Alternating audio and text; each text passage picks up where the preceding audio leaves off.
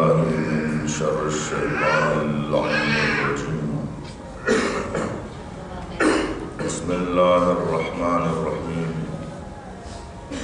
الحمد لله الذي لا يبلغ مدحه القائلون ولا يحصي نعماء العادون ولا يؤدي حقه المجتهدون، الذي لا يدركه بعد الحمم ولا يناله غوص الفتن، الذي ليس لصفته حد محدود ولا نعت موجود ولا وقت معدود، فطر الخلائق بقدرته ونشر الرياح برحمته واتدى بالصخور ميدان أرضه.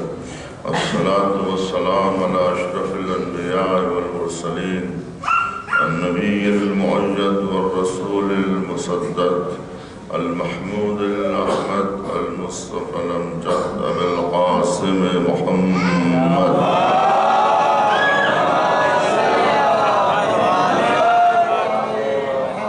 الصلاة والسلام على الطيبين الطاهرين المعصومين الذين أذهب الله عنهم الرجس وطهرهم تطهيرا.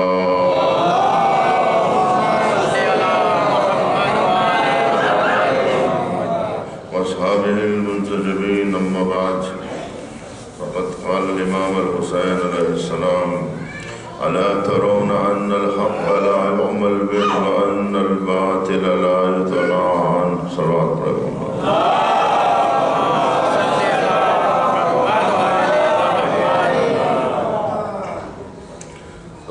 گرامی،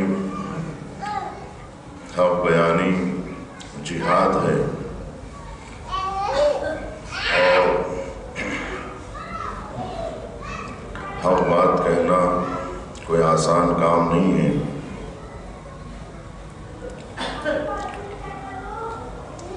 اپنے مجمع میں بات کرنا الگ بات ہے، اور معصوم کا ارشاد ہے کہ سلطان جائر کے مقابلے میں، فاسق و فاجر حاکم کے مقابلے میں حق بات کرنا جہاد ہے۔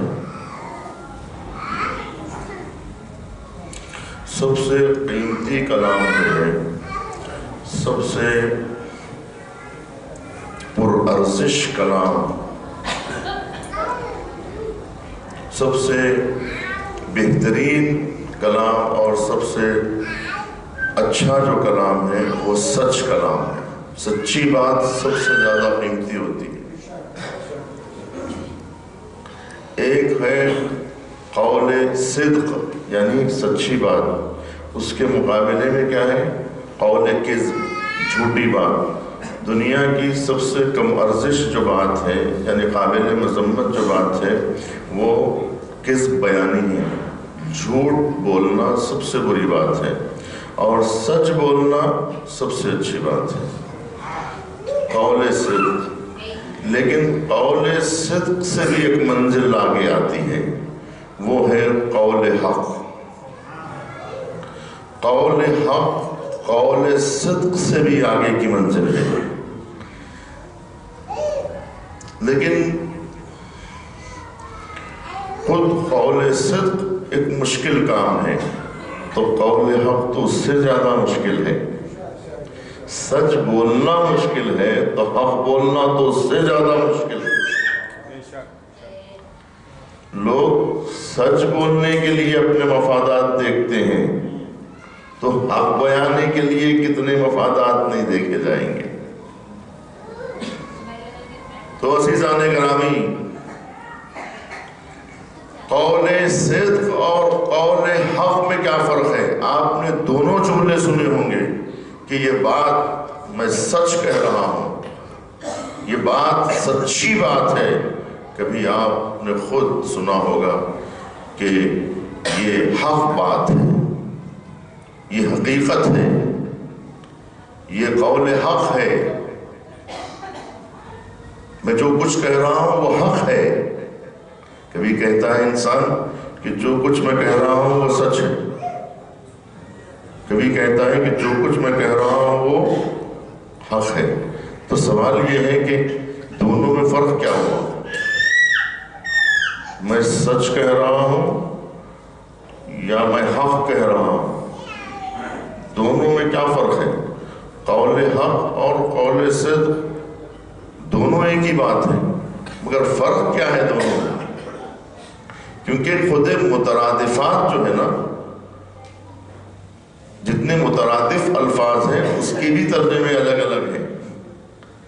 انسان وہی بشر ہے، بشر وہی انسان ہے، آدمی وہی بشر ہے، بشر وہی آدمی ہے، لیکن سب کے معنی الگ الگ ہیں، کیونکہ لفظیں الگ الگ ہیں تو معنی بھی الگ الگ ہے۔ حالانکہ کیونکہ لفظیں معنی تقریباً ایک ہے، لیکن الفاظ چونکہ الگ ہیں، ہر الفاظ کا ترجمہ الگ ہوگا نا۔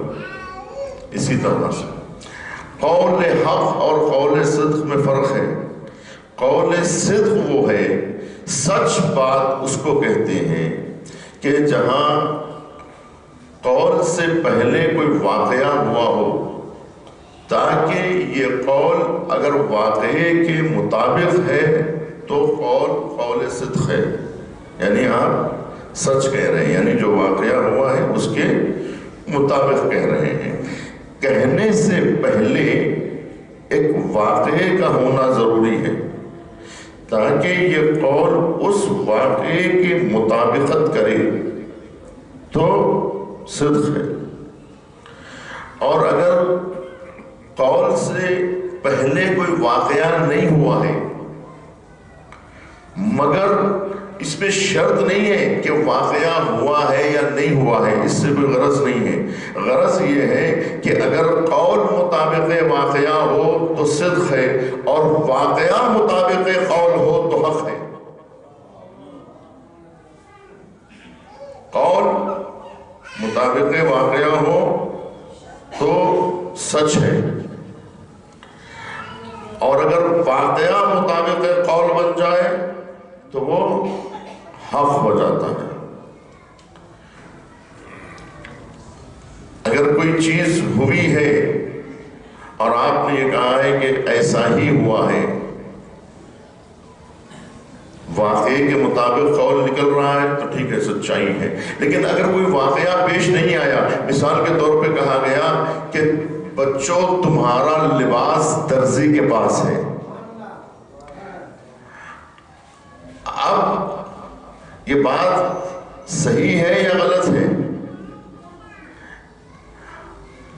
اگر قول سے پہلے واقعہ ہوا ہو اور یہ قول مطابق واقعہ بن جائے تو صدق ہے، لیکن اگر واقعہ مطابق قول بن جائے اور واقعہ آ کے قول کی تصدیق کرے گے تو یہ قول حق ہو جائے گا۔ صلوات پڑھیں محمد۔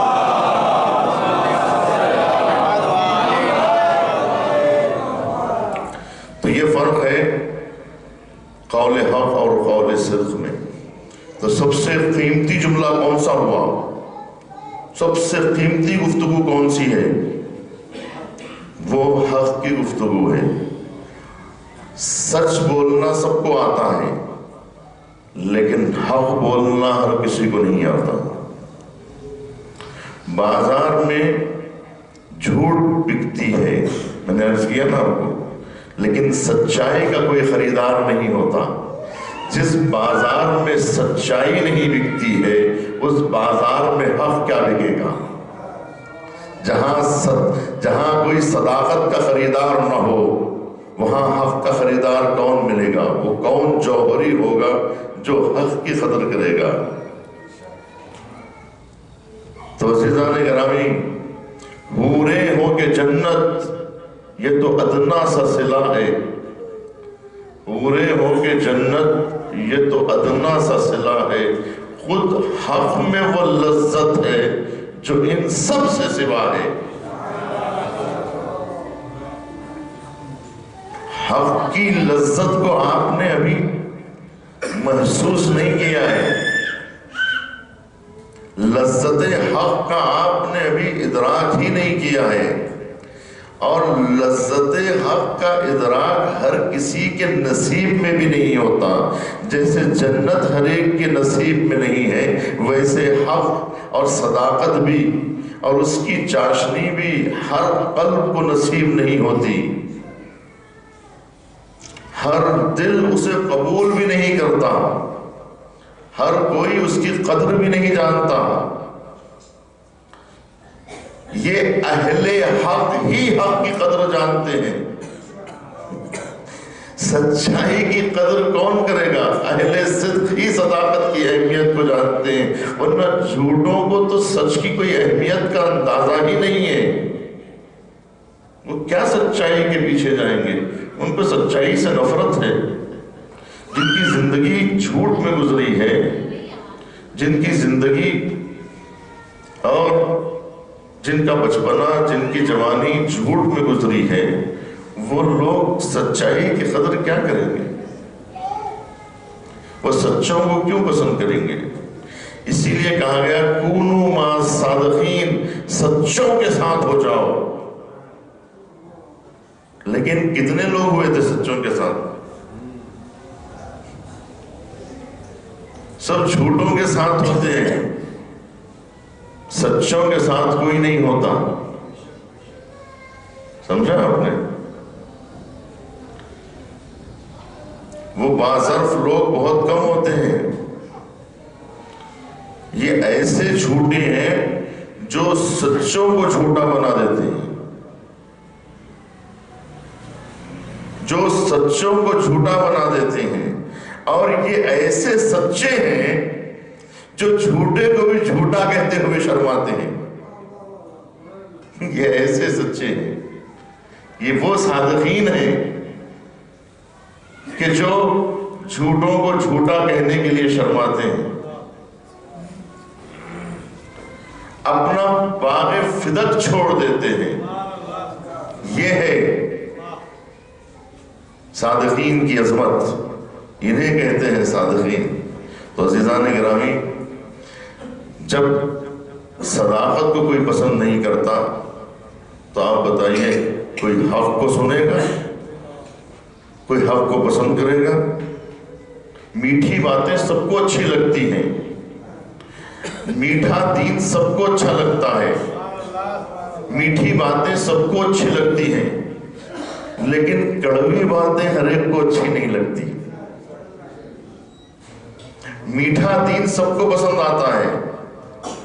وہ دین جو پھولوں پہ چلنے والا دین ہے وہ تو سب کو پسند آتا ہے.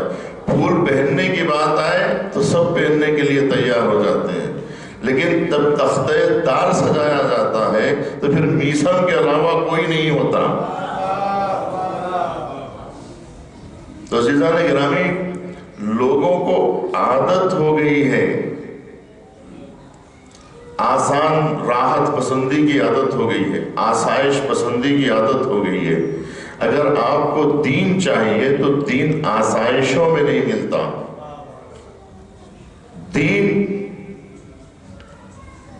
لذتوں میں نہیں ملتا ہے، دین شبستانوں میں نہیں ملتا. اس کے لیے نیندیں حرام کرنی پڑتی ہے تب دین ملتا ہے.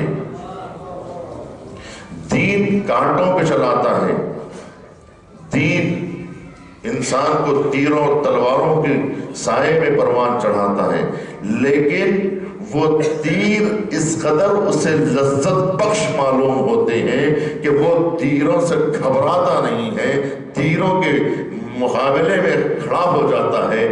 موت سے ہر کوئی ڈرتا ہے، لیکن کچھ لوگ جو موت کو حق سمجھتے ہیں اور حق کی لذتوں سے آشنا ہے، وہ موت کو گلے لگانے کے لیے بے چین ہوتے ہیں.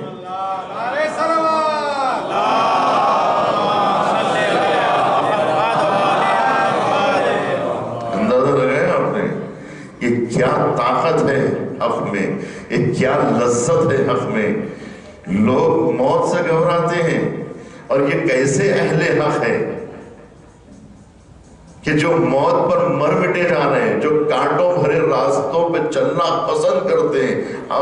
آپ پریشان ہو رہے ہیں ان کے تعلق سے، آپ پریشان، آپ گھبرا رہے ہیں، وہ نہیں گھبرا رہے ہیں.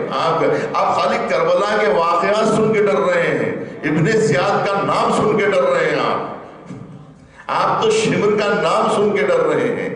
آپ جیسے لوگ یا ہم جیسے مزاج کے لوگ اگر کربلا میں ہوتے تو شمر کا نام سن کے ڈر کے بھاگ جاتے اور کہتے کہ بڑا خطرناک آدمی ہے، اس سے چھپ کے اسے سلام کرنا چاہیے، اس کا احترام کرنا چاہیے، بہت خطرناک آدمی ہے۔ سمجھا آپ نے؟ شمر اور ابن زیاد، پورا کوفہ خالی ہو گیا تھا۔ ہم لوگ کوفے والوں کی طرح ہیں، جو ایک ابن زیاد کے آنے سے پورا کوفہ خالی ہو گیا، ساری میٹھی میٹھی باتیں سب ختم ہو گئی۔ ان کو میٹھا دین چاہیے۔ وہ کہتے ہیں کہ امام حسین آ کے ہماری حفاظت کریں، خود شہید ہو جائیں، ہم کو راحت پہنچائیں، ہم کو نجات دیں۔ ہم کو اپنی نجات کی فکر ہے، امام حسین کی فکر نہیں ہے۔ وہ شہید ہو جاتے ہیں تو ہو جانے دیجئے، مگر مسئلہ یہ ہے کہ ہمارے بچے بچ جائیں۔ حسین کے گڑیل جوان شہید ہو جائے مگر ہمارے جوان بچے رہیں، ہم یہ چاہتے ہیں۔ ہم چاہتے ہیں کہ حسین کا علی اصغر شہید ہو جائے لیکن ہماری گود کے پالے محفوظ رہیں۔ لوگ کہتے ہیں، ذاکرین کہتے ہیں، اللہ آپ کی گودیوں کو سلامت رکھے، رباب کی گودی اجڑ گئی۔ یعنی گودی اجاڑنے کے لیے ام رباب ہے اور بچانے کے لیے، لوریاں دینے کے لیے ہمارے بچے ہیں۔ یہ ہے ہماری ذہنیت۔ اور فرمایا پرچی کھانے کے لیے حسین کا جوان اور صحرا پہننے کے لیے ہمارے نوجوان۔ اور فرمایا یہ کیسا دین ہے؟ یہ دین پسند آئے گا؟ کسی کو پسند آئے گا یہ دین؟ یہ نصیحتیں پسند آئے گی؟ جناب شعیب کہتے ہیں وَإِنِّي نَصَحْتُ لَكُمْ، میں نے تو تمہیں نصیحت کر دی ہے، وَلَٰكِن لَا تُحِبُّونَ النَّاصِحِينَ، لیکن تم لوگ نصیحت کرنے والوں کو پسند نہیں کرتے۔ تم کو میٹھی نصیحت کرنے والے اچھے لگتے ہیں، بیٹھ کے کہانیاں سننا اچھا لگتا ہے، قصے، کہانیاں، واقعات، ہے نا؟ جب منزل عمل کی بات آتی ہے تو پھر پیٹھ کو پاؤں لگا کے بھاگتے ہیں۔ یہ ہم کو ذمہ داری ہمارے سر پہ مت ڈالو، ہمیں سناؤ کہ کیا ہوا تھا، ہم سے مت کہو کہ تم کو کیا کرنا ہے، ہمیں کچھ نہیں کرنا ہے۔ یہ جناب موسیٰ کی قوم ہے کہ موسیٰ تم اور تمہارے خدا جا کے لڑو، نحنو ہاں ہنا قائدون، ہم یہاں بیٹھے رہیں گے، تم جاؤ تمہارا خدا جاؤ جا کے لڑے، تم اور تمہارا خدا جا کے لڑو، ہم لوگ یہاں بیٹھے رہتے ہیں، نحنو ہاں ہنا قائدون، ہم یہاں بیٹھے رہیں گے مزے سے۔ بیٹھ کے کتنے آرام سے سنتے ہیں، دیکھیے بہت سکون سے سنتے ہیں، کیونکہ کرنا کیا ہے؟ ایک رسم ادا کرنا ہے، سننا ہے، مزہ لینا ہے، چلے جانا ہے۔ کرنا کیا ہے؟ تھوڑی دیر کی بات ہے، اچھا لگے گا سن لیں گے، برا لگے گا چھوڑ دیں گے، مگر کس کو کرنا کچھ تھوڑی ہے، ذمہ داری تھوڑی ہے ہماری کچھ۔ تو یہ عجیب بات ہے نا، یہ کون لوگ کرتے ہیں؟ جنہوں نے حق کی لذت کا ادراک نہیں کیا ہے، جن کو لذت حق کا ادراک نہیں ہے۔ یہ کتنی عجیب بات ہے نا، کچھ لوگ موت سے ڈر کے بھاگتے ہیں اور کچھ لوگ موت کو گلے سے لگاتے ہیں۔ یہ کیا ہے فلسفہ؟ سمجھ میں آنے والا ہے؟ کچھ لوگوں کو موت اتنی اچھی لگتی ہے کہ شہد اچھا نہیں لگتا، کوئی شیرینی اچھی نہیں لگتی، گھر اچھا نہیں لگتا، زندگی اچھی نہیں لگتی۔ جب حق کو دیکھ لیتے ہیں تو حق پر مر مٹنے کی تمنا اتنا دل میں پیدا ہوتی ہے کہ اب نہ ماں کی محبت نہ باپ کی محبت، سب کو چھوڑنے کے لیے تیار ہو جاتے ہیں۔ حق کی محبت ان کے دل میں ایسے جاگزین ہو جاتی ہے، اتنا حق پر مر مٹنے کی تمنا۔ یہ کیسا پیدا ہوتا ہے؟ وہ اہل حق کی تشنہ دہاں مختصر سپاہ، باطل کا وہ ہجوم کے اللہ کی پناہ۔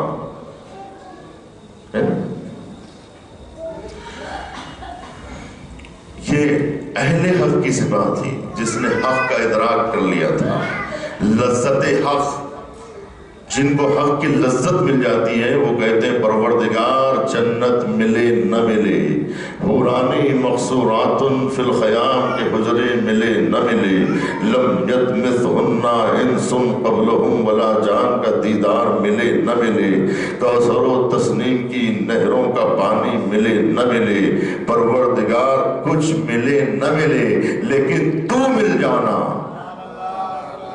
امام حسین کیا کہتے ہیں؟ پروردگار اس نے کیا کھو دیا، ماذا فقد من وجدک و ماذا وجد من فقدک، اس نے کیا کھو دیا جس نے تجھے پا لیا، اور اس نے کیا پا لیا جس نے تجھے کھو دیا۔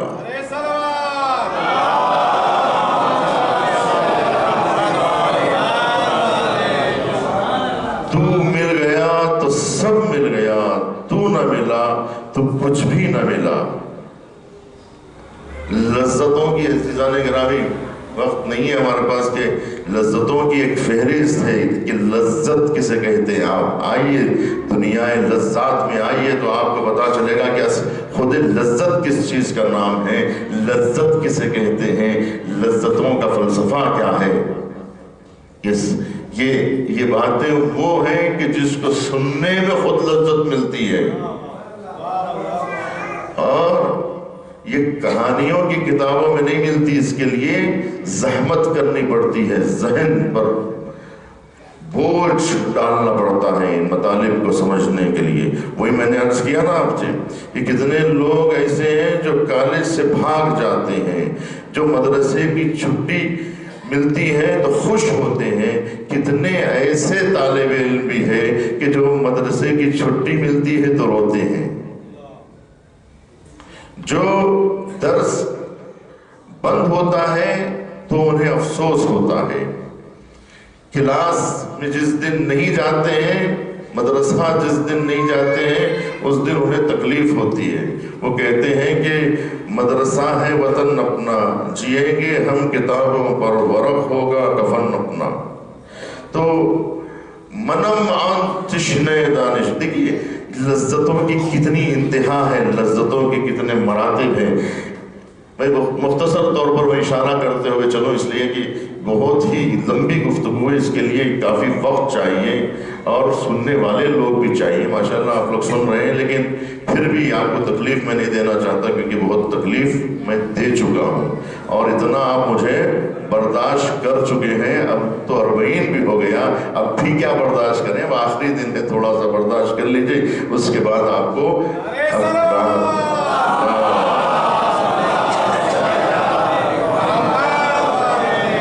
خوشخبری بھی دے دو کہ آئندہ سال انشاءاللہ زحمت نہیں دوں گا۔ ابھی آپ سن لیں کہ لذتوں کی قسمیں ہیں۔ ایک ہے لذت جسمانی، لذت جسمانی یعنی جسم لذتوں کا احساس کرتا ہے۔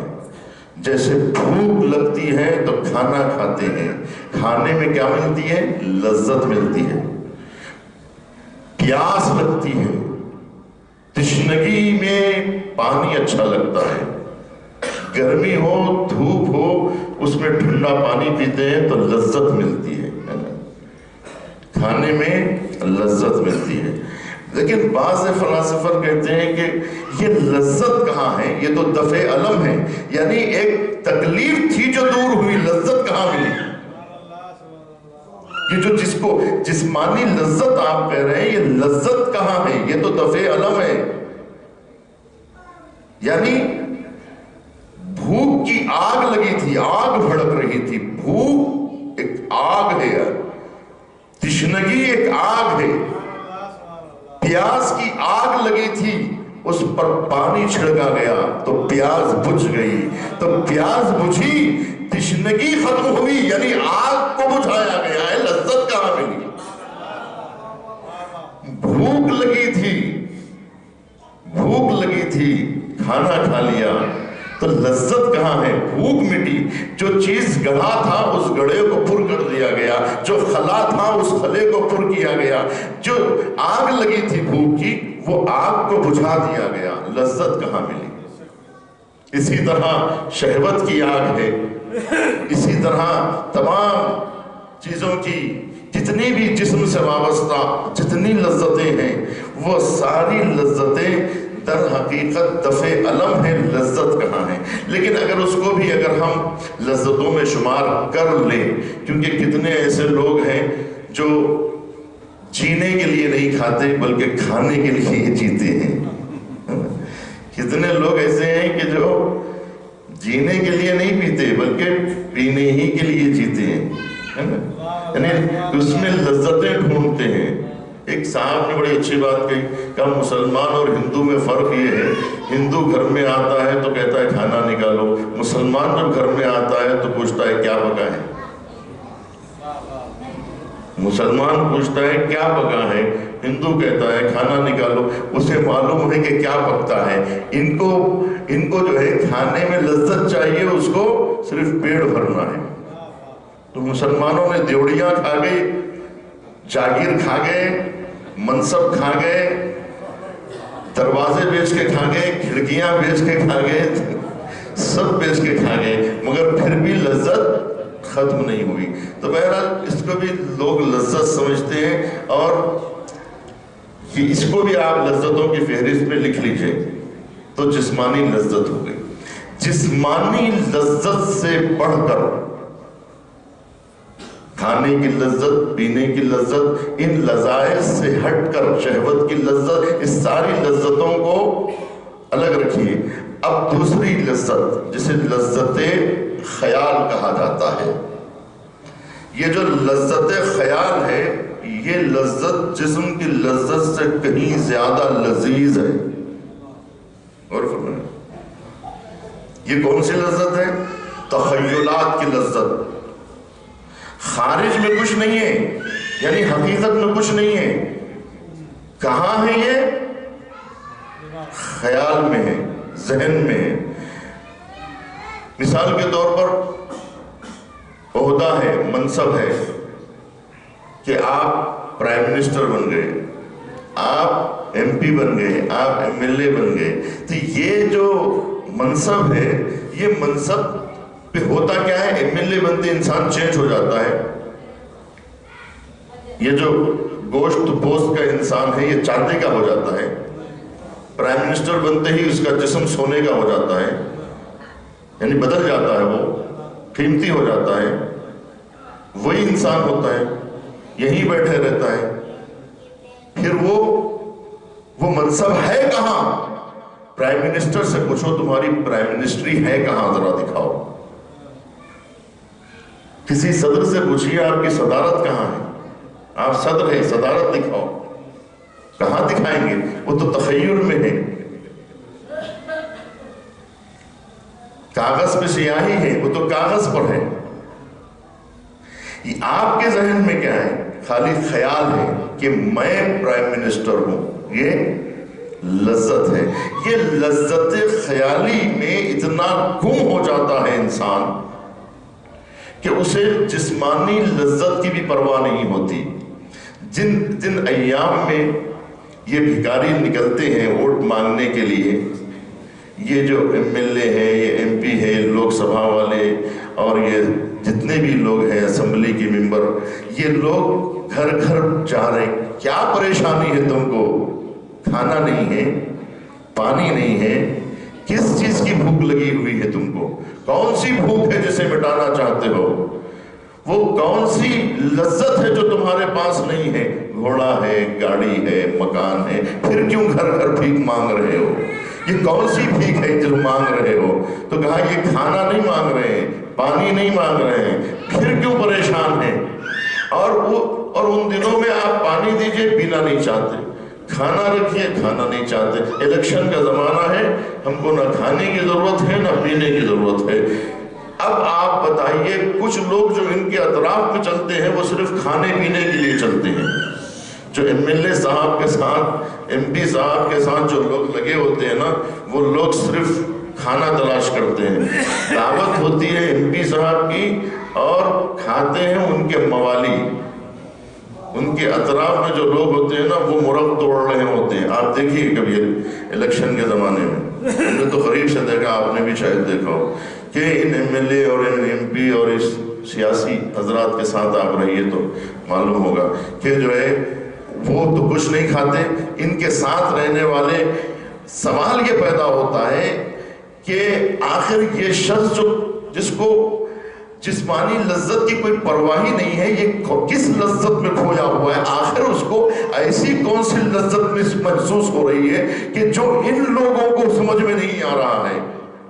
وہ ان کو بے وقوف سمجھ رہا ہے کہ ہمارے منسٹر صاحب تو کچھ کھاتے نہیں ہیں، ہم ہی لوگ کھا لیتے ہیں. ان کو تو پتہ ہی نہیں ہے کہ اس میں لذت کیا ہے، اس کی لذت کی اہمیت تو ہم کو معلوم ہے. تو کچھ لوگ وہ ہیں کہ جن کو جسمانی لذت کا احساس ہے، وہ لوگ جسمانی لذت میں گرے ہوئے ہیں. اور جو لوگ لذت خیال کو درک کر رہے ہیں وہ اس کا ادراک بھی نہیں کر سکتے. جو لوگ ساتھ گھوم رہے ہیں، کھا رہے ہیں، پی رہے ہیں، ان کو اسی میں مزہ مل رہا ہے. وہ لوگ نہیں محسوس کرتے کہ ہمارے منسٹر صاحب کس لذتوں میں گم ہیں، کن خیالات میں گم ہیں. اور وہ خیالات کی جو لذت ہے، اس لذت میں گھرنے کے بعد نہ پانی اچھا لگتا ہے، نہ کھانا اچھا لگتا ہے، نہ پھر مرغ میں مزہ آتا ہے، نہ مٹن میں مزہ آتا ہے، نہ چکن میں مزہ آتا ہے، کسی میں مزہ نہیں آتا. وہ خیال جو ہے، اس خیال میں مزہ آتا ہے. وہ خیال ہے کہاں؟ وہ ذہن کے اندر بس خیالات ہیں. باہر کیا ہے؟ یہاں تو پیسہ خرچہ ہو رہا ہے. پیسہ خرچہ کر کے میں نے ایک صاحب سے پوچھا کہ آپ کیوں کاؤنسلر نہیں بن گئے؟ ایک صاحب ملا کرتے تھے مجھ سے، کیونکہ مجھے جو ہے وہ ایک سیاسی صاحب تھے، وہ مجھے بینک کا ڈائریکٹر بنانا چاہتے تھے. تو میں نے کہا کہ بھائی، پہلے کہا ٹھیک ہے، اس کے بعد میں نے کہا کہ بھائی میں نہیں بن سکتا ہوں، اس لیے کہ ہمارے پاس بینک کا ڈائریکٹر بننا جو ہے وہ حرام ہے، لہٰذا ہم نہیں بن سکتے. تو میں نے ان سے کہا کہ وہ صاحب ناراض تو نہیں ہو گئے میرے انکار کرنے سے؟ کہا نہیں، آپ کے انکار کرنے سے آپ کی اہمیت اور بڑھ گئی. میں نے کہا اچھی بات ہے. میں نے ان سے کہا، وہ ڈائریکٹر تھے بینک، ان سے میں نے کہا کہ آپ کاؤنسلر کیوں نہیں بن گئے؟ تو کہا کہ میں نہیں چاہتا تھا کہ اپنا خون کمائی کا پیسہ، یعنی محنت کا پیسہ لگا کر غلط طریقے سے واپس پیسہ نکالوں. وہی پیسہ جو صحیح طریقے کا پیسہ الیکشن میں خرچہ کروں اور جیتنے کے بعد غلط طریقے سے جو پیسہ خرچہ کیا ہے وہی نکالوں. اسی لیے میں نہیں بنا. میں کہا ٹھیک ہے. یہ بھی ایک دیکھیے خیالات ہیں انسان کے. یہ عہدہ کہاں رہتا ہے؟ تخیلات میں رہتا ہے. حقیقت میں یہ عہدہ کہیں نظر نہیں آئے گا آپ کو. ابن سینا کا نام سنا ہے آپ نے؟ عبداللہ ابن سینا، حسین بن عبداللہ ابن سینا، یہ دنیا اسلام کا سب سے بڑا طبیب ہے، سب سے بڑا فلاسفر ہے. اس کی کتاب قانون طب میں ہے اور الشفاء فلسفے میں ہے نا. اتنا بڑا حکیم، اتنا بڑا فلاسفر، اس کو اس دور کا حاکم یہ چاہتا تھا کہ انہیں وزیر اعظم بنائے. تو وہ اس خوف کے ساتھ کہ کہیں مجھے وزیر اعظم نہ بنا دیا جائے، ایک شہر سے دوسرے شہر بھاگ جایا کرتے تھے. جیسے اور ادھر کیونکہ عمال پیچھے لگے ہوئے تھے، پولیس پیچھے لگی ہوئی تھی، قید کرنے کے لیے نہیں، وزیر اعظم بنانے کے لیے پولیس ان کا پیچھا کرتی تھی. اور یہ پولیس کو دیکھ کے بھاگ جاتے تھے کہ کہیں مجھے پکڑ کر وزیر اعظم نہ بنا دیا جائے. تو کیوں آخر کچھ لوگ تو وزیر اعظم بننے کے لیے تڑپتے ہیں، اور فرمائیے گا کچھ لوگ وزیر اعظم بننے کے لیے تڑپتے ہیں اور کچھ لوگ وزیر اعظم بننے کے خوف سے بھاگ جاتے ہیں. آخر ان کو کون سی لذت مل گئی جن کو اس لذت کا احساس نہیں ہے؟ اور فرمایا آپ نے، ان کو وہ کون سی لذت مل گئی کہ جو یہ لذت کہ جس کے پیچھے بڑے بڑے حکمران دوڑتے ہیں، بڑے بڑے لیڈر دوڑتے ہیں، وہ لذت حکومت انہیں اچھی نہیں لگتی۔ آخر انہیں کون سی لذت مل گئی کہ جو یہ لذت اچھی نہیں ملتی؟ ایسی کون سی دولت مل گئی ہے جو یہ دولت اچھی نہیں لگتی؟ یہ حکومت اچھی نہیں لگتی، یہ اقتدار اچھا نہیں لگتا، یہ جاہ و حشم اچھا نہیں لگتا، یہ سلطنت اچھی نہیں لگتی، یہ حکمرانی اچھی نہیں لگتی۔ آخر کون سی دولت ان کو مل گئی؟ ابھی میں بتاؤں گا۔ انہیں بھی کوئی لذت مل گئی ہے، وہ لذت جو انہیں ملی ہے اس لذت کے مقابلے میں اس لذت کی کوئی اہمیت نہیں ہے، اور جو اس لذت میں گھرے ہوئے ہیں وہ لوگ اس لذت کو درک ہی نہیں کر سکتے، لہٰذا نیچے کے لوگ اوپر کے لوگوں کو بے وقوف سمجھتے ہیں، ہے نا؟ یہ جو لوگ منسٹر صاحب کے ساتھ گھوم رہے ہیں، یہ لوگ منسٹر کو پاگل سمجھتے ہیں، کہتے ہیں کہ یہ صرف اپنے خیالات میں گم ہے، کھانا تو اپنا کام ہے۔ ہم اس لذت کو درک کرتے ہیں، ہم کو پتا ہے کہ بریانی میں مزہ کیا ہے، ہم جانتے ہیں کہ چکن اور مٹن کا مزہ کیا ہے، ہمارے منسٹر کو اس کے مزے کا احساس بھی نہیں ہے۔ کیوں؟ اس لیے کہ یہ اس لذت میں گھرے ہوئے ہیں، ان کو اس لذت کا احساس نہیں ہے، اور کیا؟ کیونکہ اس سے بلند لذت ہے جس کا وہ ادراک نہیں کر سکتے، لیکن چونکہ اس نے ادراک کر لیا ہے اس کو بھی یہ اچھا نہیں لگتا۔ ٹھیک ہے؟ خود یہ لوگ جو حکمراں طبقہ ہے، جو حاکم ہے، جو بادشاہ ہے، وہ لوگ بادشاہت کی اہمیت کو جانتے ہیں، وہ تخیلات میں گم ہیں۔ اب انہیں علماء کی لذت کا احساس نہیں ہے کہ علم میں کون سی لذت ہے۔ حکومت و اقتدار کی لذت کو تخیل درک کرتا ہے، لیکن علم کی لذت کو عقل درک کرتی ہے۔ تو لذت عقل لذت خیال سے بلند ہے، لذت خیال لذت جسم سے بہتر ہے، لذت جسم سے جو لذت بلند ہے اسے لذت تخیل کہا جاتا ہے، اس لیے کہ تخیل جسم سے بلند حصے کا نام ہے، اور عقل کی منزل تخیل سے بلند ہے۔ تخیل برزخ ہے ان دونوں کے درمیان میں، تخیل درمیان میں ہے، اس کے نیچے جسمانی لذتیں ہیں، اس کے اوپر عقلانی لذتیں ہیں۔ عقل کی لذتوں کو جسم کی لذتیں والے تو پہنچ ہی نہیں سکتے، جب وہ نہیں پہنچ سکتے تو یہ کہاں سے پہنچ سکتے؟ تو جسم کی لذتوں میں جو لوگ، کیونکہ جب ہم جیسے لوگ یہ سنتے ہیں کہ ابن سینا کو علم میں وہ لذت مل چکی تھی کہ انہیں حکومت اچھی نہیں لگ رہی تھی، تو ہم کو تعجب ہوتا ہے کہ یہ کیسی بات ہوئی، ہمیں تو کچھ بھی سمجھ میں نہیں آتا۔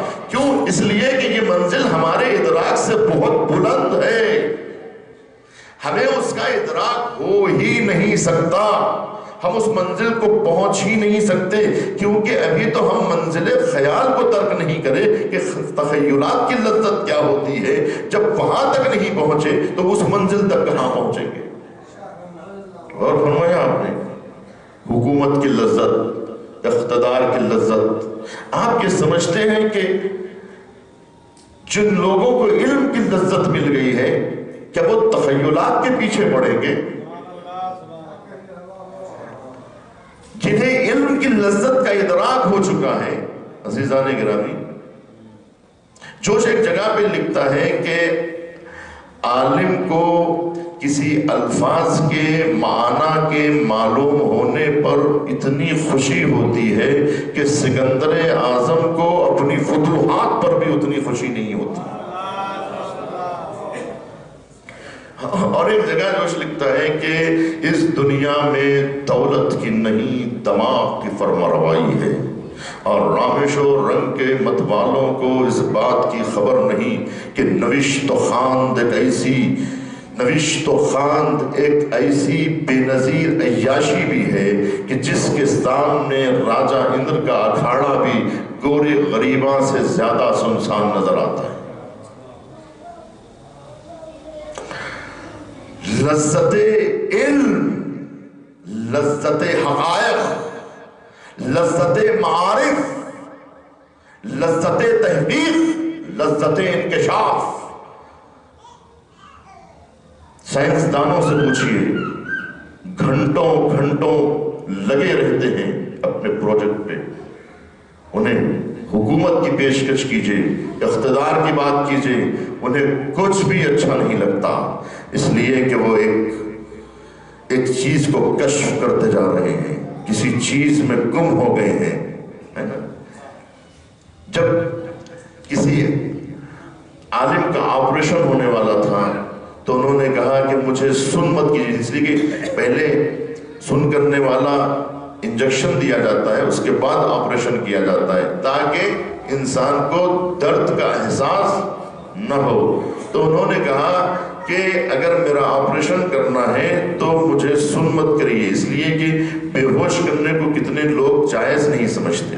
تو انہوں نے کہا میرے سامنے کتاب دے دیجئے، میں کتاب میں اتنا گم ہو جاؤں گا تھوڑی دیر کے بعد کہ آپ میرا آپریشن کر دیجئے۔ تو وہ اتنا گم ہو جاتے تھے کہ آپریشن ہو جاتا تھا، احساس نہیں ہوتا تھا۔ کیوں؟ اس لیے کہ اس سے بڑی لذت میں جب انسان گم ہو جاتا ہے تو اب اس کا جسم یہاں رہتا ہے، اس کی روح اس کے بدن سے نکل جاتی ہے، کسی اور مرحلے ادراک میں پہنچ جاتی ہے۔ آپ نے سنا خواجہ نصیر الدین طوسی کا نام، خواجہ نصیر الدین طوسی جسے عقل یازدہم کہا جاتا ہے، 11ویں عقل کہا جاتا ہے دنیا کی، وہ اتنا بڑا فلاسفر، اتنی بڑی علمی شخصیت، وہ صحن مدرسے میں جب کسی الفاظ کے معنی، جب کوئی مطلب علمی، جب کوئی علمی مطلب ان کے سمجھ میں آ جاتا اور مطلب کو حل کر لیتے کسی مسئلے کو، آپ ریاضی دان لوگوں سے پوچھئے جب وہ گتھی سلجھاتے ہیں، ہے نا، تو انہیں جو لذت ملتی ہے اس گتھی کے سلجھ جانے کے بعد، تو وہ صحن مدرسے میں آ کے پکارتے تھے اَيْنَ أَبْنَاءُ الْمُلُوكِ، کہاں ہو بادشاہوں کی اولادو، آؤ میری لذت کا احساس کرو، کہاں ہو اَيْنَ أَبْنَاءُ الْمُلُوكِ، کہاں ہو بادشاہوں کی بیٹو، آؤ شبستانوں سے نکل کر میری لذت کا احساس کرو کہ مجھے ایسی لذت مل رہی ہے جس کا ادراک تم نہیں کر سکتے۔ تو معلوم یہ ہوا کہ لذت عقل لذت علم سے بہت بلند ہے۔ حسن زادہ عمری کہتے ہیں کہ آپ لوگ فارسی بھی سمجھتے ہیں تو سنیں کہ منم آن تشن دانش کہ گر دانش شود آتش، منم آن تشن دانش کہ گر دانش شود آتش، مرا اندر دل آتش ہمیں باشد نشے منہا۔ اگر میں وہ تشنہ علم و دانش ہوں، میں وہ علم کا پیاسا ہوں کہ اگر علم آگ بن کے بھڑکنے لگے شعلوں کی شکل میں تو میں اسی شعلوں پر اپنا نشیمن تعمیر کر لوں گا۔ میں وہ تشنہ علم و دانش ہوں۔ عزیزان گرامی، آپ کو قدر نہیں ہے نا نہج البلاغہ کی؟ ابن ابی الحدید معتزلی کہتا ہے کہ میں نے امیر المومنین کے خطبات کو ایک نہیں 1000 مرتبہ پڑھا ہے اور ہر بار ایک نئی لذت مجھے ملی ہے۔ ابن ابی الحدید معتزلی جو شیعہ نہیں ہے، اور نہج البلاغہ کی جتنی شرح ابھی تک لکھی گئی ہیں اس 1400 برس میں، سب سے بہترین شرح ابن ابی الحدید کی شرح ہے۔ اور وہ یہ کہتا ہے کہ جس طرح سے قرآن مجید میں چند مقامات ایسے آ جاتے ہیں جہاں سجدہ واجب ہو جاتا ہے، اسی طرح سے نہج البلاغہ میں بھی کچھ مطالب علمی ایسے آ جاتے ہیں جہاں بے اختیار سجدہ کرنے کو جی چاہتا ہے۔ صلوات پڑھے محمد والے۔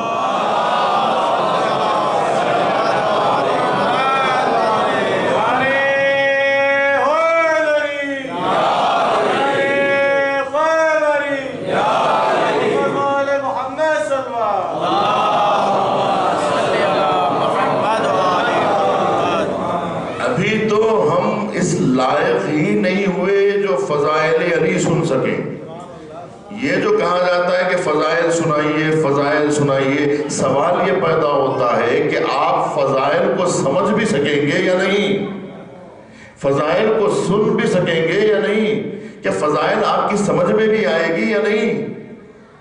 یہ بہت مشکل ہے کہ آپ فضائل کو درک کر سکیں، اس قابل بننا پڑے گا، کتنی محنت کرنا پڑے گا، کتنی مشقت کرنا پڑے گا، کتنا علم حاصل کرنا پڑے گا، کتنا شعور کو بلند کرنا پڑے گا، تب کہیں جا کر آپ کو فضائل سمجھ میں آئیں گے۔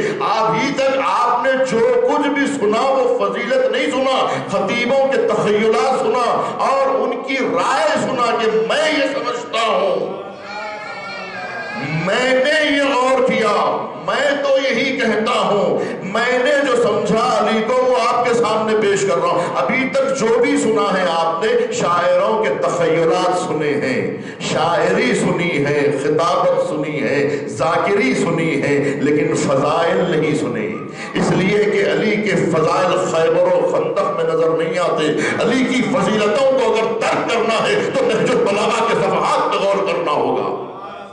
فضائل نہج البلاغہ کے صفحات میں بکھرے ہوئے ہیں کہ جہاں علماء، مفکرین، ادباء، سید رضی آتے ہیں تو کیف کرتے ہیں، لطف حاصل کرتے ہیں، مزہ آتا ہے انہیں نہج البلاغہ پڑھنے میں۔ کہتے ہیں یہ مطلب ہے، یہ مطلب ہے، کہتے ہیں کہ یہ جملہ ایسا ہے، یہ تشبیہ ایسی ہے کہ ایسی تشبیہ کسی نے بھی نہیں دی ہے، اس تشبیہ کو دیکھو، اس تشبیہ میں کتنی نزاکتیں ہیں، کتنی لطافتیں ہیں، اس کو وہ درک کرتے ہیں۔ اور کہتے ہیں کہ امیر المومنین کی عظمت کو دیکھنا ہے، خیبر و خندق میں تو علی کی شجاعت نظر آتی ہے، جو بازوؤں کی طاقت ہے، علی کے عقل کی طاقت، علی کے فکر کی طاقت، علی کے شعور کی طاقت، علی کے علم کی طاقت اگر دیکھنا ہو کہ علی کیا علم کیسا تھا، ان کا شعور کتنا بلند تھا، ان کے خیالات کتنے اونچے تھے، ان کے نظریات کتنے اونچے تھے، وہ کیا درک کرتے تھے، کیا سمجھتے تھے۔ عزیزان گرامی، یہی تو علی کی مظلومیت ہے کہ کل بھی علی تنہا تھے، آج بھی علی تنہا ہے۔ کل بھی حسین اکیلے تھے، آج بھی حسین اکیلے ہیں۔ زہرا کا نور عین اکیلا ہے آج بھی، وہ جان مشرقین اکیلا ہے آج بھی۔ اتنی بلندیوں پہ بھلا کون جا سکے، اپنی جگہ حسین اکیلا ہے آج بھی۔ پورے مدینے والوں کے درمیان رہ کر بھی علی اکیلے، میں نے عرض کیا آپ کو کہ علی اکیلے ہیں۔ کنویں میں جا کے علی آواز دیا کرتے تھے اور کنویں میں منہ ڈال کے علی باتیں کیا کرتے تھے۔ کون تھا سننے والا؟ کون تھا حق سننے والا؟ حق بولنے والوں کے لیے تختہ تار سجایا جاتا تھا، کون تھا سننے والا؟ صحراؤں میں جا کے علی علم بانٹا کرتے تھے، کمیل کا ہاتھ پکڑ کے صحراؤں میں نکل جاتے تھے، سنو کمیل سنو، لہٰذا ایک ایک کو پکڑ کے اتنا سنایا کہ سننے والے عالم دہر بن گئے، علماء دہر بن گئے۔ پورے سواد اعظم میں تمام مسلمانوں میں جو سب سے قابل انسان ہیں انہیں تلاش کر کے لاؤ کہ سب سے بڑا لکھا امت میں کون ہے، تو کہا ابن عباس مفسر کل قرآن، یہ ہے ابن عباس۔ جب ابن عباس سے پوچھتے ہیں، ابن عباس جیسا قابل امت میں نہیں ہے، مسلمانوں میں ابن عباس جیسا قابل شخص نہیں گزرا ہے۔ جب بھی علم اور روایت کی بات آتی ہے تو سوائے ابن عباس کے کسی کا نام نہیں لیا جاتا۔ کوئی تفسیر کی بات آئے، کہاں ابن عباس یہ کہتے ہیں، ابن عباس یہ کہتے ہیں، اس آیت کے متعلق ابن عباس یہ کہتے ہیں۔ جب خود ابن عباس سے پوچھا گیا آپ کا علم اور علی کا علم دونوں میں کس کا علم زیادہ، کس کا علم کم ہے، تو کہا میرا علی سے کیا مقابلہ، تم خطرہ سمجھتے ہو، کہا تم سمندر کو سمجھتے ہو، کہا تم نے سمندر کا ادراک کیا، علی سمندر ہے تو میں خطرہ ہوں، اور یہ خطرہ بھی اسی سمندر کا لیا ہوا۔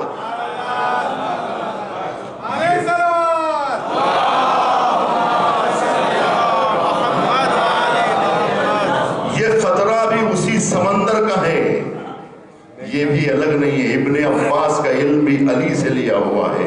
ابن عباس کا علم کہاں، اور علی ابن ابی طالب کا علم کہاں؟ تو علی جیسا عالم کیا اقتدار کے پیچھے دوڑے گا؟ علم و ادراک کائنات کو تسخیر کرتی ہیں، معلوم ہے آپ کو؟ یہ فون کس نے ایجاد کیا؟ جاہلوں نے ایجاد کیا یا پڑھے لکھے لوگوں نے ایجاد کیا؟ یہاں بیٹھ کے امریکہ میں آپ بات کرتے ہیں، ہواؤں کو تسخیر کس نے کیا؟ راکٹ پہ بیٹھ کے فضا کی وسعتوں کو چیرتے ہوئے جو آج چاند کی بلندیوں تک پہنچ رہے ہیں، یہ علم کی بنیاد پر ہے یا جہل کی بنیاد پر ہے؟ تو علم آسمانوں سے بات کرتا ہے، علم کہکشانوں سے بات کرتا ہے، علم دریاؤں کو مسخر کر لیتا ہے، علم سمندروں کو مسخر کر لیتا ہے، دریاؤں پہ کشتی دوڑا دیتا ہے، ہواؤں میں فضاؤں کو چیرتا ہوا آگے نکل جاتا ہے۔ یہ ہے علم کہ جو کائنات کو، جس کی حکومت علم کے ذریعے سے کائنات پر ہو۔ عزیزان گرامی، جس کے پاس علم، میں گفتگو کو بڑھانا نہیں چاہتا، جس کے پاس علم من الکتاب تھا، اس نے چشم زدن میں طاقت کا اندازہ لگائیے کہ علم کی طاقتوں کا اندازہ کیا۔ حاکم کی حکومت اپنے ہی ملک میں محدود ہوتی ہے، عالم کی حکومت سرحدوں میں محدود نہیں ہوتی، سرحدوں میں محدود نہیں ہوتی، وقت کی پابند نہیں ہوتی، زمان کی حدود میں محدود نہیں ہوتی، بلکہ وہ کائنات کی حدوں کو پار کر جاتا ہے۔ تو علم من الکتاب، آصف ابن برخیہ کوئی عالم، کوئی نبی نہیں تھے، کوئی رسول نہیں تھے، کوئی اولو العزم نہیں تھے، کوئی امام نہیں تھے، علم تھا۔ علم من الکتاب جس کے پاس تھا، اس نے علم کی طاقت سے چشم زدن میں تخت بلقیس کو ملک سبا سے اٹھا کر سلیمان کے قدموں میں ڈال دیا۔ یہ کیا ہے؟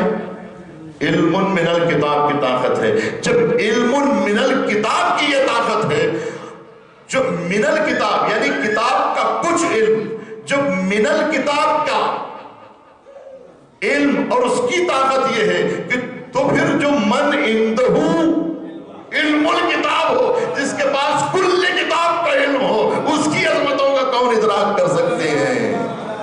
اب اس کے اشاروں پر اگر ڈوبتا ہوا سورج پلٹ آئے تو پھر کیا بڑی بات ہے۔ لوگ کہتے ہیں کہ ستارہ اترا یا نہیں اترا، سورج کا کیا ہے ستارہ؟ میں کہتا ہوں علی اس ذات کا نام ہے جس کی چوکھٹ پر آسمان کی بلندیاں سجدہ کرتی ہوں۔ ستارے کی بات نہیں ہے، پورے آسمان اپنے پورے ستاروں کے ساتھ، اس لیے کہ سخر لکم، تمہارے لیے مسخر کر دیا ہے۔ اس کے مصداق کون ہیں؟ کل شیء احصیناہ فی امام مبین، جس کا وجود، جس کا قلب کائنات کی دھڑکن بن جائے، جس کی دھڑکنوں سے کائنات کی نبضیں چلا کرے، وہ خود بے عالم امکان، وہ قلب عالم امکان، جس کی دھڑکنوں سے پوری کائنات کی نبضیں چلتی ہیں، اسے کہتے ہیں خود بے عالم امکان۔ تو جو عالم ہے، امیر المومنین، جو باب مدینۃ العلم ہے، وہ اس چھوٹی سی حکومت کے پیچھے دوڑیں گے؟ یہ اقتدار، یہ حکومت، یہ سلطنت، پھر علی نے کیوں قبول کیا حکومت کو؟ علی کو حکومت کی کیا ضرورت ہے؟ ضرورت علی کو نہیں ہے، ضرورت علی کی امت کو ہے، امت کو علی کی ضرورت ہے، اس لیے علی نے قبول کیا، اپنی ضرورت کے حساب سے نہیں، امت کی ضرورت کے حساب سے قبول کیا۔ یہی بات ہے، امام حسین بھی چاہتے تھے کہ حق کا نفاذ ہو، امت کو حسین کی ضرورت تھی، نہ کہ حسین کو اقتدار کی ضرورت تھی، امت کو حسین کی ضرورت تھی۔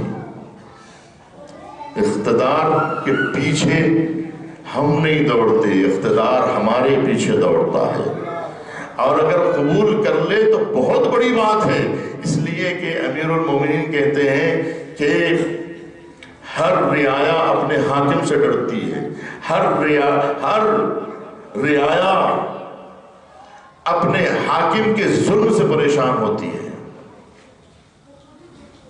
میں ایسا حاکم ہوں کہ جو اپنی رعایا سے پریشان،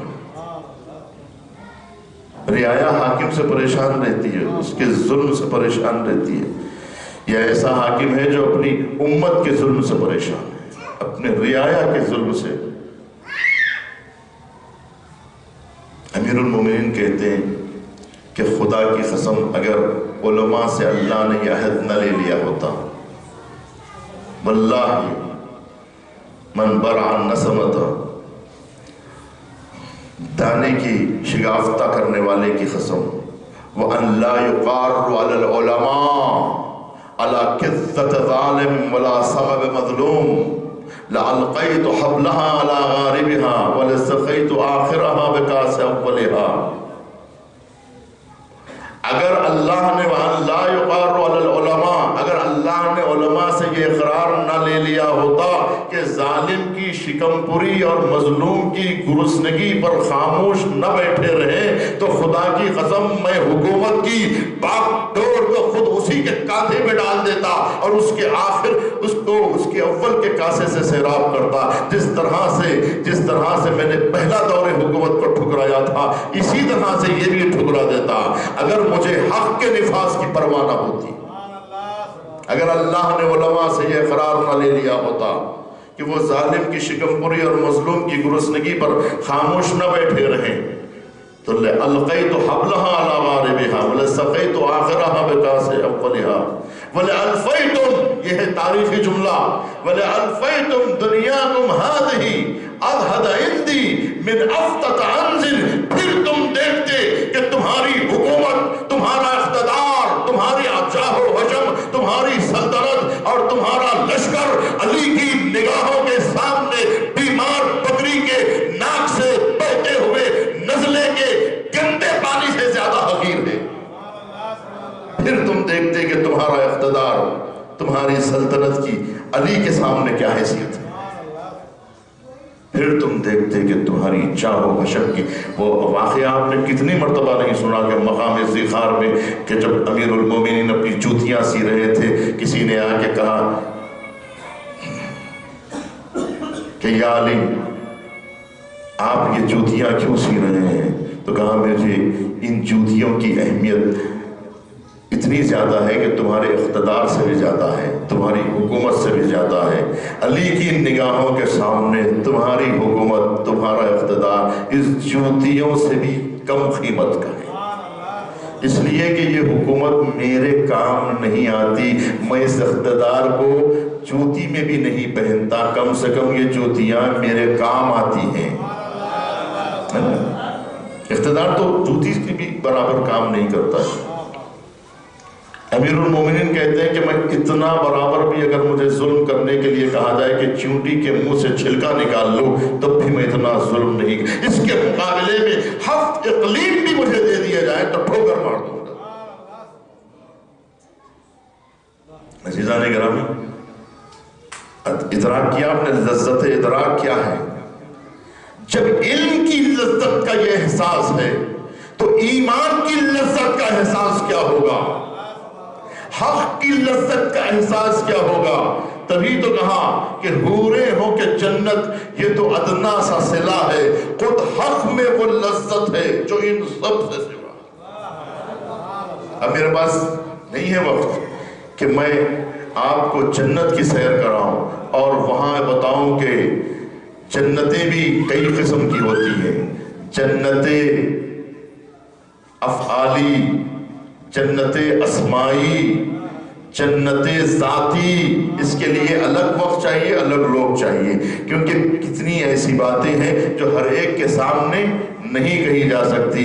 علم وہ نور ہے جو ہر کسی کو نہیں بانٹا جا سکتا ہے اور ہر کسی کو نہیں دیا جا سکتا ہے، ظرف دیکھ کے دیا جاتا ہے، عموماً سب کے سامنے علم نہیں بانٹا جا سکتا۔ کلم الناس علی قدر عقولہم، گفتگو کرو ان کی عقلوں کے مطابق، ورنہ وہ کہیں گے یہ تو جنت کا انکار کر رہے ہیں، یہ تو جنت کے منکر ہو گئے ہیں، یہ تو دشمن ہو گئے۔ دیکھیے عزیزان گرامی،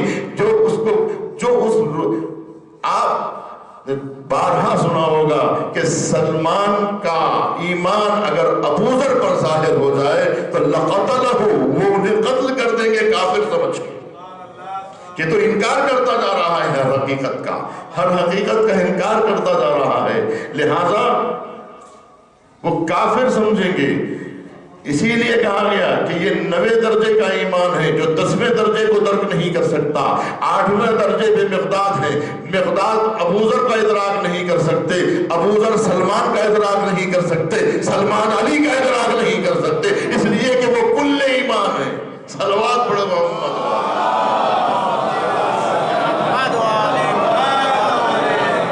جنت ذاتی ذات ربوبیت کی جنت، فادخلی فی جنتی، میووں والی جنت نہیں، حورے والی جنت نہیں. یا ایتھا النفس المطمئنہ، نفس مطمئنہ، یا ایتھا النفس المطمئنہ ارجعی الی ربکی راضیۃ مرضیہ فادخلی فی عبادی وادخلی فی جنتی. سنیں گے آپ روایت؟ یہ تو آیت تھی. اس کا مطلب کیا ہوا؟ میرے بندوں میں شامل ہو جا، میری جنت میں داخل ہو جا. میری جنت یعنی جنت ذات الہی میں داخل ہو جا. یہ ساری جنتوں سے بلند ہے. جنتوں کے بھی طبقات ہیں، جنتوں کے بھی رتبے ہیں. جنت فردوس ہے، جنت کے بھی مراتب ہے، جس طرح جہنم کے مراتب ہے، گرنے کے بھی مراتب ہے، بلندی کے بھی مراتب ہے. حضور نے فرمایا کہ سب جنت کے مشتاق ہوتے ہیں نا، لیکن جنت ان 3 لوگوں کی مشتاق ہے، مقداد کی، ابوذر کی، سلمان کی. پھر لوگ الزام نہ لگائیں کہ ہم صحابہ کو نہیں مانتے. ہم تو صحابہ کی خاک کو اپنے آنکھ کا سرما بناتے ہیں. صحابہ پر جو فدا نہ ہو وہ مسلمان نہیں ہے. جو عزیزو معیار تو صحابہ کی ذات ہے، صحابہ کی ذات تو معیار محبت رسول ہے. اگر صحابہ سے محبت ہے تو رسول سے محبت ہے، صحابہ سے محبت نہیں تو رسول سے محبت. عشق رسول کا پیمانہ ہی اصحاب النبی ہے. سلمان سے محبت کر لو، ابوذر سے محبت کر لو، مقداد سے محبت کر لو، بلال حبشی سے محبت کر لو. ارے یہ مؤذن رسول ہے، یہ مؤذن رسول ہے. ان کی محبت اگر کسی کے دل میں آ جائے، بس عزیزان گرامی محبت کا پیمانہ یہ ذوات مقدسہ ہیں. اور ہمارا اختلاف ہی یہی ہے عزیزان گرامی کہ صحابہ کی توہین نہ ہو، صحابہ کو قتل نہ کیا جائے، صحابہ کو کوڑے نہ مارے جائیں، صحابہ پر ظلم نہ کیا جائے. رونا تو یہی ہے کہ ابوذر پر کوڑے کیوں مارے گئے. مجلسوں میں افسوس کیا جاتا ہے، ہائے صحابی رسول، ربضہ میں تجھے شہید کر دیا گیا، ربضہ میں صحرا میں در بدر پھرتا رہا صحابی رسول، پیاس کے مارے مر گیا صحابی رسول، کوڑے مارے صحابی رسول پر. کیا صحابہ پر کوڑے مارے جا سکتے ہیں؟ جلیل القدر صحابی، جلیل القدر صحابی جس کی جنت مشتاق ہے، جس کے بارے میں حضور نے کہا تھا کہ آسمان نے ابوذر جیسا کوئی سچا زمین پہ نہیں دیکھا. آسمان نے ابوذر جیسا سچا ہوئے زمین پر نہیں دیکھا. ایسے ابوذر پر کوڑے مارے جاتے ہیں.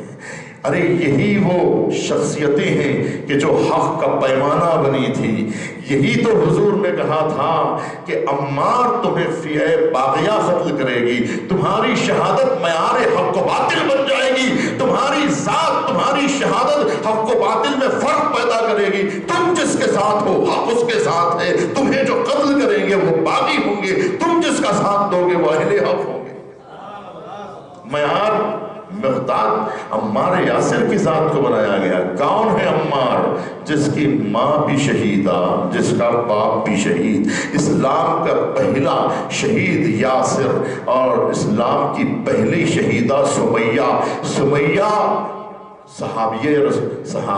صحابیہ ہے. یہ پہلی صحابیہ ہے جو شہادت کا جام پیتی ہے. یہ پہلا صحابی ہے جو شہادت کا جام پیتا ہے. ان شہیدوں کو یاد نہیں منانی چاہیے، ان شہیدوں کا ذکر نہیں کیا جانا چاہیے. ان اصحاب کا ماتم کون کرے گا؟ ہمارے پاس تو بہت ہے رونے کے لیے، ہمارے پاس وقت ہی کہاں ہے. اس لیے کہ اتنے شہید، میں نے کل عرض کیا نا 40 کا دن تھا، کس کا ماتم آپ کریں گے؟ ایک شہید ہو تو ماتم کریں گے، 2 شہید ہو تو ماتم کریں گے، 1 کا 40 منائیں گے، 2 کا 40 منائیں گے. کتنے کربلا کے شہید ہیں جن کا نام تک ہمیں یاد نہیں ہے. کتنے شہید ہیں ہمارے پاس.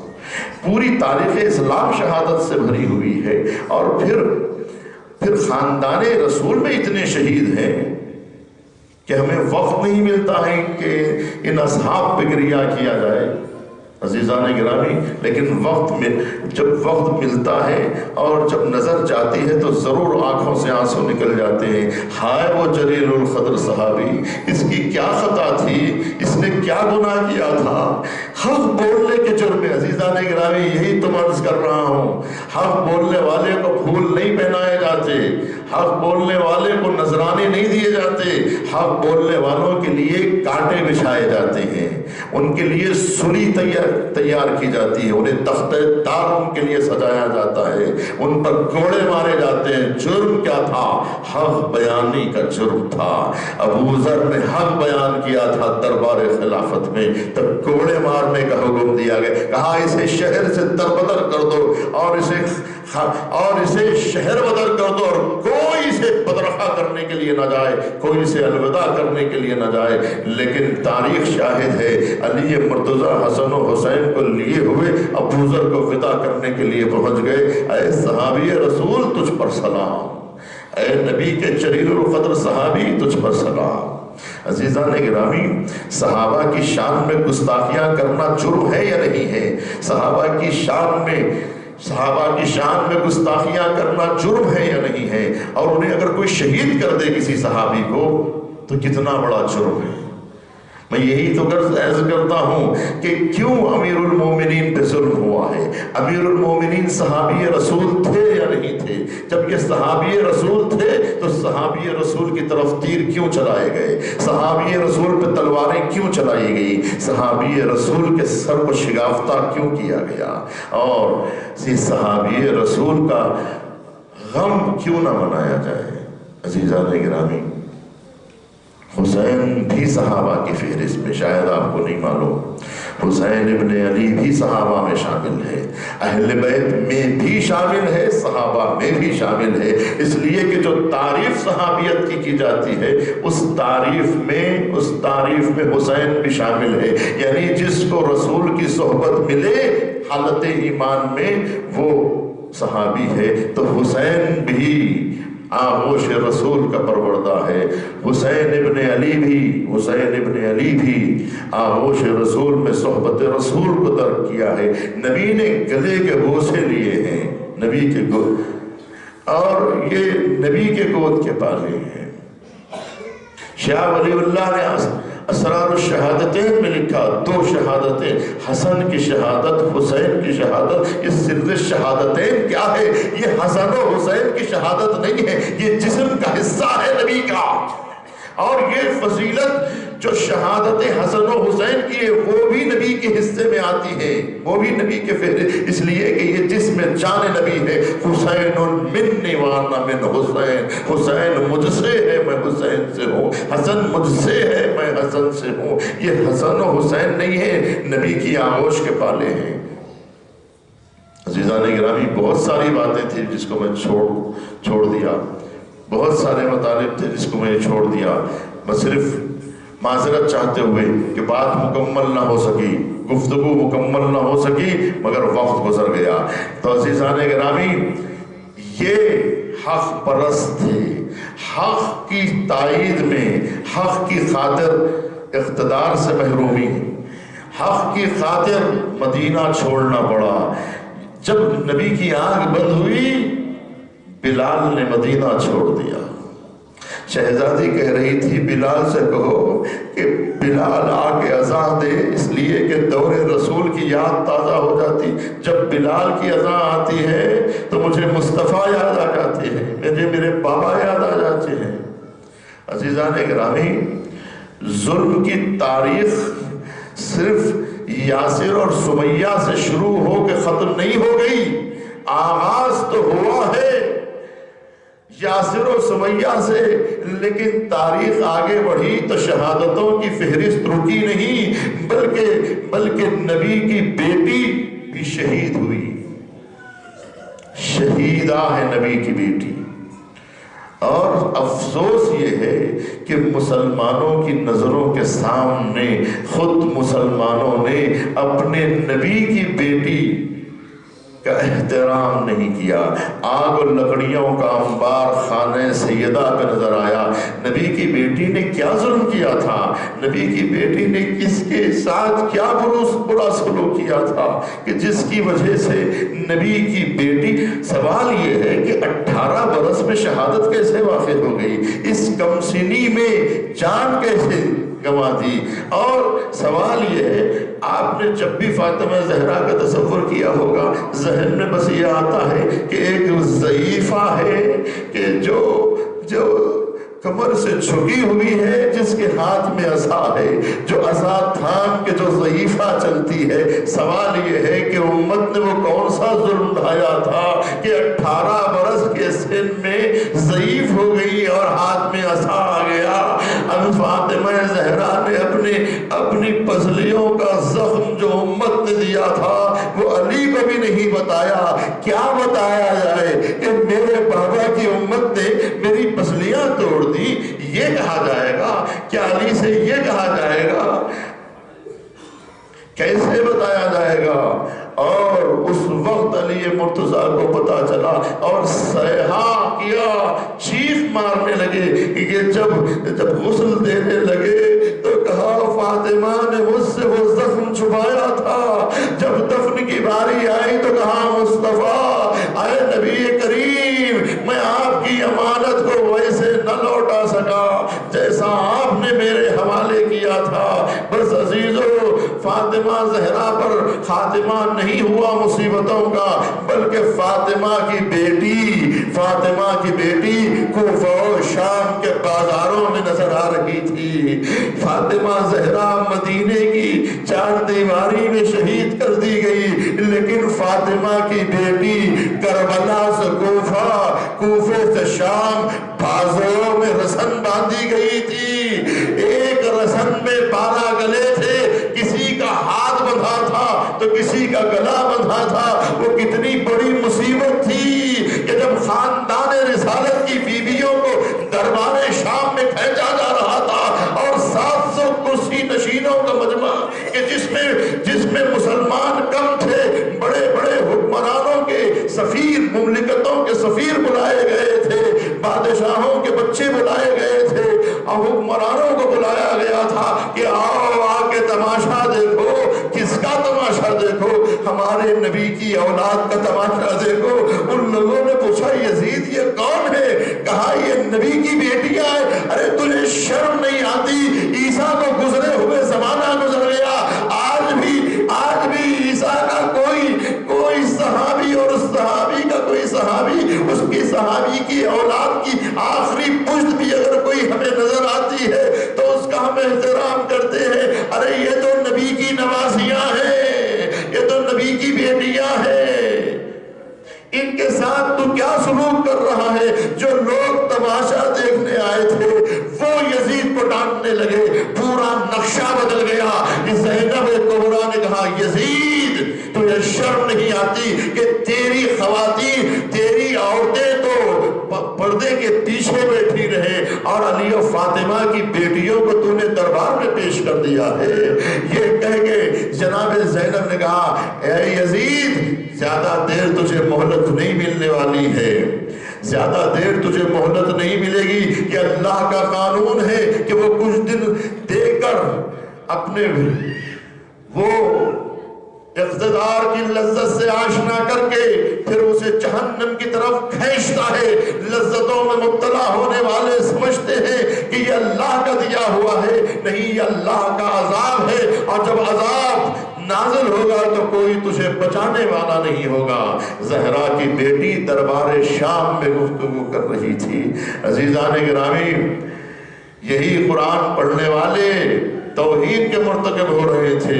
مسجد سے ایک شیخ نکلتا ہے، جب قافلہ شام کے بازار سے گزر رہا تھا مسجد سے ایک شیخ نکل کے کہتا ہے اچھا ہوا باغیوں کا یہی حشر ہونا چاہیے تھا، حاکم شام کے خلاف، مملکت کے امیر المومنین کے خلاف نعوذ باللہ کہ تمہارا حشر ایسا ہی ہونا چاہیے کہ جنہوں نے بغاوت کی ہے حاکموں کے خلاف ایسا ہی حشر ہونا چاہیے۔ ایک مرتبہ امام سجاد نے اس بوڑھے کی طرف دیکھ کے کہا کہ اے شیخ معلوم ہوتا ہے کہ تو مسجد سے آ رہا ہے؟ کہا ہاں میں مسجد سے آ رہا ہوں۔ کہا تو قرآن پڑھ کے آ رہا ہے؟ کہا ہاں میں قرآن پڑھ کے آ رہا ہوں۔ اے شیخ یہ تو بتا کیا تو نے قرآن میں یہ آیت پڑھی ہے انما یرید اللہ لیذھب عنکم الرجس اہل البیت ویطہرکم تطہیرا؟ کہا ہاں کیوں نہیں پڑھی ہے؟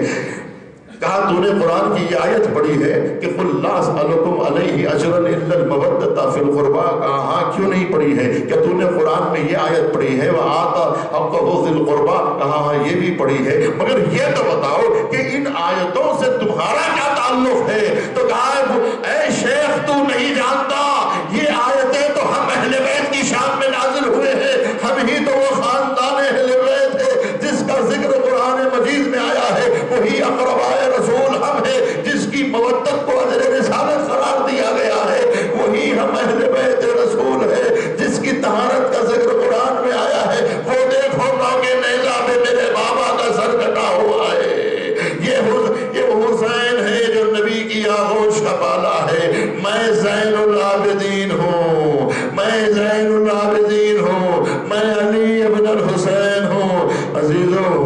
عزیزو امام زین العابدین کی مصیبتیں، امام زین العابدین کی مصائب کا کیا اندازہ لگایا جا سکتا ہے؟ جب لٹا ہوا قافلہ، بس آخری جملے کہ جب قافلہ مدینے کی سرحدوں میں داخل ہوا اور زینب و ام کلثوم کا مرثیہ شروع ہوا کہ یا مدینہ جدنا ولا تقبلینا، اے نانا کے مدینے ہمارے آنے کو قبول نہ کرنا، اس لیے کہ ہم چلے تھے تو سروں پہ بارشوں کا سایہ تھا، گودیاں آباد تھی، ہم ایسے لٹ کے آئے کہ نہ سروں پہ بارشوں کا سایہ رہا، نہ گودیوں میں بچے سلامت رہے، ہمارے آنے کو قبول نہ کرنا۔ قافلہ داخل ہوا اور ملنے والوں کا ہجوم تھا، سب آ کے پوچھتے تھے علی اکبر کیا ہوئے، قاسم کے دوست آ کے پوچھتے تھے قاسم کیا ہوئے، اور محمد کے دوست پوچھتے تھے اور محمد کیا ہوئے۔ ابھی تک زینب نے اور محمد کو یاد نہ کیا، اب دوست آ کے پوچھتے ہیں زینب کیا جواب دے۔ عزیزو انہی ملنے والوں میں ایک بزرگ ہستی آئی مدینے کی، یہ کون ہے؟ یہ محمد حنفیہ ہے۔ محمد حنفیہ آتے ہیں، اپنے بھتیجے سے ملتے ہیں، سید سجاد کو دیکھ کے سینے سے لگا لیتے ہیں، تڑپ جاتے ہیں، گردن میں ہاتھ ڈال کے لپٹا لیتے ہیں۔ ایک مرتبہ زین العابدین نے چچا کے ہاتھ کو ہٹایا، ایک مرتبہ محمد حنفیہ پوچھتے ہیں بھتیجے کیوں دے تم میرا ہاتھ ہٹا رہا ہے؟ کہا چچا جان میری گردن میں توڑ ڈالا گیا تھا، میرا زخم ابھی تازہ ہے، یہ دیکھیے گردن پہ توڑ کا نشان، میرے جسم پہ دروں کے نشان ہے، مجھ پر تازیانے لگائے گئے۔ کیسے بتائے سید سجاد کہ اے چچا محمد حنفیہ میرے ہی جسم پہ درے نہیں لگائے گئے، بلکہ ماں بہنوں کے ہاتھوں میں رسن باندھی گئی۔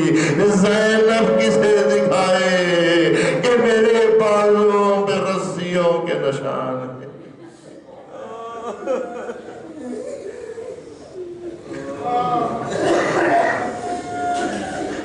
الہی و سیدی و مولا یا اللہ یا اللہ یا رحمان یا رحمان یا رحیم، پروردگارہ ذکر قلیل کو قبول فرما، مریضوں کو شفا یاب فرما، بچوں سے آرات کے مشتاقین کو بار بار مشرف فرما، مسلمانوں کی جان مال و عزت و آبرو کی حفاظت فرما، پرچم اسلام مسلمین کو سرفراز فرما، دشمنان اسلام دشمنان دین کو نیست و نابود فرما، منجی عالم بشریت حضرت حجت کے ظہور میں تعجیل فرما، میں ان کے آوان و انصار میں شمار، ایک مرتبہ سورہ حمد، تین مرتبہ سورہ اخلاص اخلاص کی طرح حاضرین کے مرحومین، اموات مومنین، اموات مسلمین، شہداء اسلام، شہداء ایران،